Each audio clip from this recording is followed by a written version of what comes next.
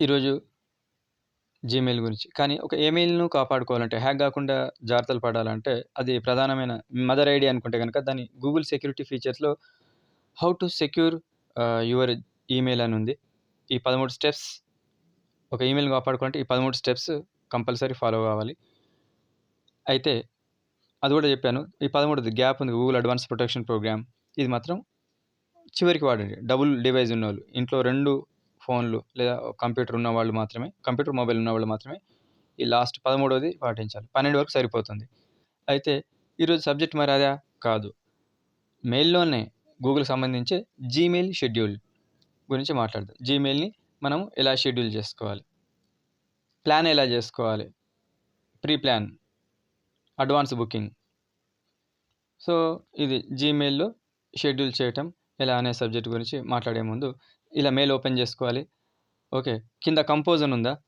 కింద right side compose blue colour. దీని మీద క్లిక్ చేయాలి. ఆ తర్వాత ఇలా ఓపెన్ అవుతుంది. టు అన్న చోట ఎవరికి పంపుతున్నామో వాళ్ళది రాసుకోవాలి. సబ్జెక్ట్ అన్న చోట శుభోదయం అని రాశాను.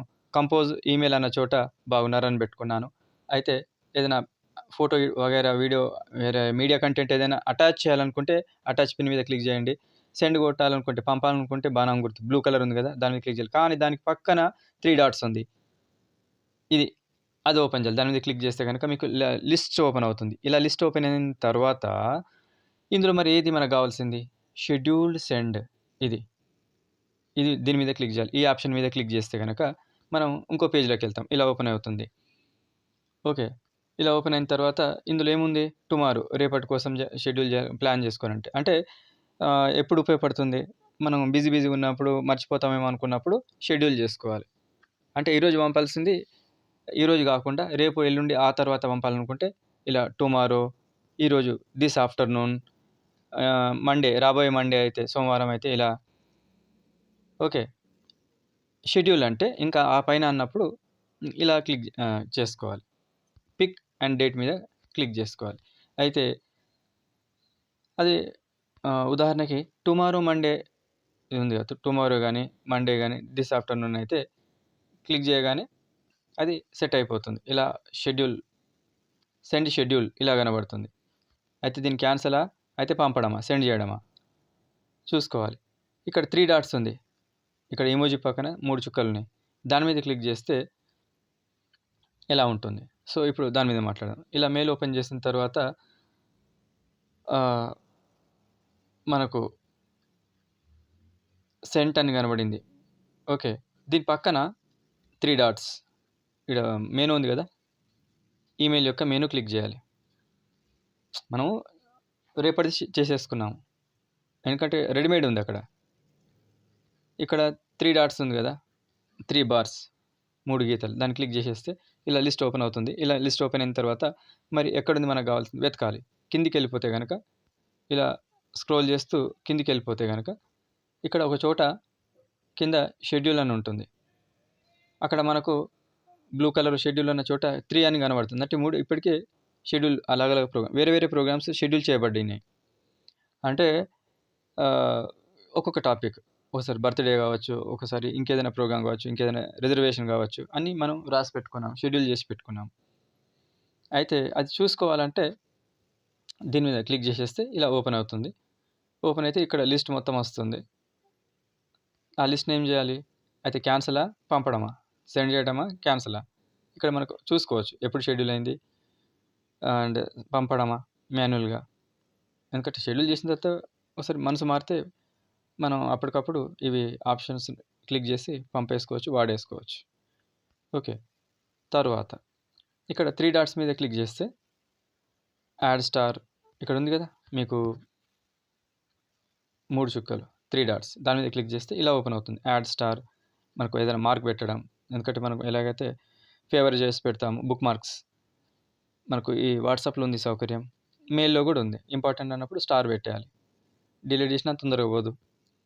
మార్క్ అన్‌రీడ్ ఫ్రమ్ హియర్ ఉంది. ట్రాన్స్‌లేట్ ఉంది. తర్జుమా భాష మార్చడం, ప్రింట్ ఇవ్వటం. కంప్యూటర్ ఉంటే మనకు ఏదైనా ప్రింటర్ ఉంటే ప్రింట్ ఏసుకోవచ్చు.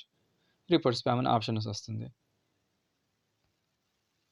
తరువాత మనకు ఇలా ఈ ప్రోగ్రామ్ సంబంధించి ఈ షెడ్యూల్‌కి సంబంధించి ఒక పార్ట్ అయిపోయింది. ఇందులో ఎందుకంటే ఇక్కడ గమనించారా? View security details. సరే రేపో, ఎల్లుండో ఆ తర్వాతనో పెట్టుకున్నాము. ప్రోగ్రామ్ పెట్టుకున్నాం. షెడ్యూల్ చేసి పెట్టుకున్నాం. మరి అప్పటిదాకా భద్రంగా ఉంటుందా? ఎవరు కాపలా కాయాలి? వ్యూ సెక్యూరిటీ డీటెయిల్స్ క్లిక్ చేస్తే ఇక్కడ వచ్చింది మెయిల్డ్ బై gmail.com సెక్యూరిటీ డీటెయిల్స్‌లో వెళ్తే జీమెయిల్ వాళ్ళు దీన్ని అప్పటి వరకు సురక్షితంగా ఉంచుతారు. కాపాడుతారు. ఇప్పుడు రేపటిదైతే టుమారో రెడీగా ఉంది. దిస్ ఆఫ్టర్‌నూన్ ఈరోజు మధ్యాహ్నం అయితే ఇది రెడీగా ఉంది. రాబోయే మండే అనుకుంటే సోమవారం కోసం కూడా రెడీగా ఉంది. కానీ ఆ తర్వాత 2 వారాలు ఇప్పుడు ఈ నెలలో మనకు ఫేమస్ ఏదైనా పండుగ ఉంది 2 వీక్స్ తర్వాత అంటే క్రిస్మస్ ఉంది. సరే దానికి మరి 2 వారాల ముందు, నెల ముందు చేసుకోవాలంటే పిక్ అండ్ డేట్ మీద క్లిక్ చేస్తే pick and date and time మీద క్లిక్ చేస్తే మనం లోపలికెళ్ళిపోతాం. అంటే డే టు టైమ్ మనం మాన్యువల్‌గా సెట్ చేసి పెట్టాలి. ఎలా? ఇక్కడ డేట్ ఉంది. డేట్ మీద నేను క్లిక్ చేశాను. షెడ్యూల్ చేశాను. షెడ్యూల్ మీద క్లిక్ చేశాను. ఇక్కడ షెడ్యూల్ చేయడానికి డేట్ మీద క్లిక్ చేశాను. డేట్, టైమ్ 2 సెట్ చేసుకోవాలి కదా! డేట్ సెట్ చేసే పద్ధతి క్యాలెండర్ ఓపెన్ చేయటం, దాని మీద ఫైనల్ ఒక డేట్ అనుకోవటం. ఇదిగో డిసెంబర్ 25థ్ అనుకున్నాను. ఎందుకంటే మనము కవరేజ్ ఏరియాలో ఉంటాము, లేదా ప్రయాణం జర్నీలో ఉన్నప్పుడు, ఏదైనా విలేజ్‌కి వెళ్ళినప్పుడు మనం ఇలా షెడ్యూల్ చేసి పెట్టుకోవచ్చు. ఫలానా వాళ్ళ బర్త్‌డే గుర్తుంటదో లేదో అనుకున్నప్పుడు. ఇలా మనం షెడ్యూల్ చేసుకోవడం క్రమంలో మనం క్యాలెండర్‌లో ఒక డేట్ ఫిక్స్ చేసుకుంటాం. ఏదో ఒక డేట్. మనం అడ్వాన్స్‌గా ఒక 3 వారాల ముందు మనం ఇది చేసుకుంటున్నాం. 25థ్ అని సెట్ చేసుకున్నాం ఉదాహరణకి.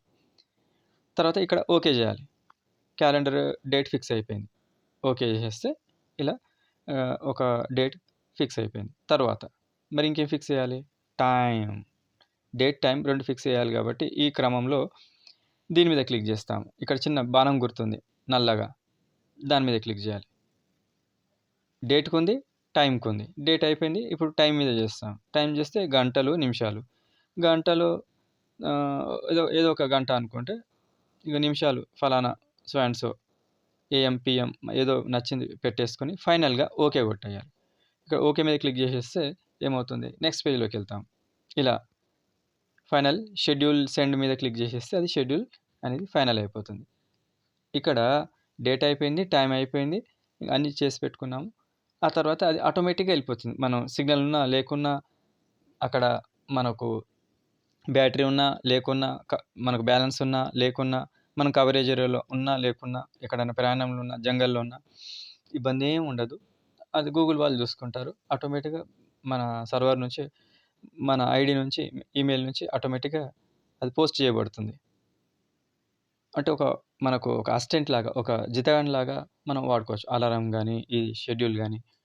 అలారం గూడా అంతే గదా! లేస్తామో లేదో అనుకున్నప్పుడే మనం అలారం పెట్టుకుంటాం. ఇది గూడా గుర్తుంటదో లేదో, సిగ్నల్ ఉంటదో లేదో, బ్యాటరీ ఉంటదో లేదో, బ్యాలెన్స్ ఉంటదో లేదో అనుకున్నప్పుడు బిజీ షెడ్యూల్‌లో ఈ హరీ బరీ ఉరుకుల పరుగుల జీవితంలో ఇది వాళ్ళకు బాగా ఉపయోగపడుతుంది. మతిమరుపున్నోళ్ళకి ఒక వరం అనుకోండి.